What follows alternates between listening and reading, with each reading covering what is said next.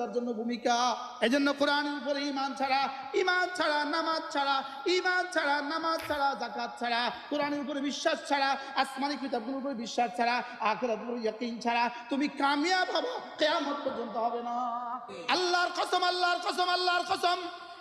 এই সমাজের প্রাইমারি স্কুলের সমস্ত বাচ্চাদেরকে যদি কোরআনওয়ালা বানানো যায়,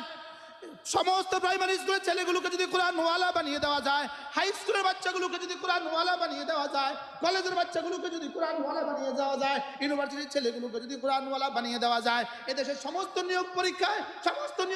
যদি কোরআন কারীমকে লাজিম করে দেওয়া হয়, এদেশের পুলিশ সদস্য, কনস্টেবল থেকে শুরু করে আইজি পর্যন্ত সকলকে যদি কোরআনওয়ালা বানিয়ে দেওয়া যায়, এদেশের সেনাবাহিনীর সাধারণ সুইপার থেকে শুরু করে জেনারেল পর্যন্ত তাদেরকে যদি কোরআনওয়ালা বানিয়ে দেওয়া যায়, মেম্বার থেকে প্রধানমন্ত্রী পর্যন্ত তাদেরকে যদি কোরআনওয়ালা বানিয়ে দেওয়া যায়, আল্লাহর কসম 20 বছর লাগবে না, বাংলাদেশটা সোনার বাংলা হয়ে যাবে।